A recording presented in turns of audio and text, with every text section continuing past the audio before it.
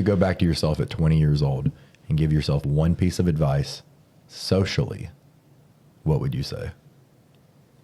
Like relationally, like relationships? Socially, friends, relationship, family. Yeah, as far as other people go. Sure. I would say to study people. Study people. We're not all wired the same. Okay. As anybody knows. I mean, everybody knows that people are different. They're motivated by different things. They think different things. But I would go back and say that, study people. Look, if something were to happen and I got completely wiped out and I had to start over, the biggest asset I have, if it was taken, like I don't have a home anymore, I don't have a business anymore, I don't have any money in the account anymore, the biggest asset I have are relationships. I mean, I feel like I'm almost bulletproof when it comes to that. I feel like I could call 100 people right now that would give me a 6-figure salary to work at their company. Why is that? Because of people skills. I've studied people for 15 years, and I build real relationships authentically, not to gain something. So this isn't like, hey, how to, cheat code for the world, like figure out how to manipulate people. No, it's about being a world-class individual, serving people. I can't tell you how many people I've helped with no intention to gain anything, and then 5 years later landed a huge deal because of someone they knew and they thought about me and hit me up. But I did something 5 years ago with no intention to gain anything, right? That's building relationships and serving people. And what a lot of people do in business is they try to build relationships with people that can help them. Oh, I'm going to talk to them because they have influence. I'm talk to them because they have money. There's nothing wrong with that. That's great. But if you love and serve people and build relationships, all that other stuff works itself out.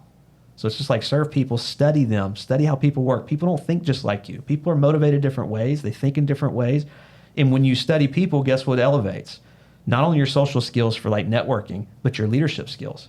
So if you have people skills, you can be a leader anywhere. I don't know the function of a company's widget that they build to be able to give value to their team. I'm valuable to a company that has people. And every company on the planet has people because they have customers. So even if it's not a huge company like, oh, they got 500 employees, cool, it could be one employee. All their customers are humans. So you're always going to need people skills. And if you study people skills and leadership, you're valuable to any organization on the planet. I can 100% agree to that. Something that I've been actively working on is how do people digest content? How do people hear your message? How do people relate to your message? How are they going to be able to process your message?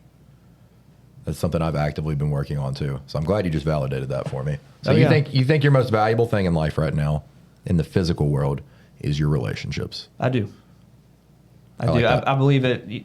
If I literally lost everything, and I know it's so hard to like mentally take yourself there, like what would life really be like if you lost it all? I have people I can call. I just need a phone.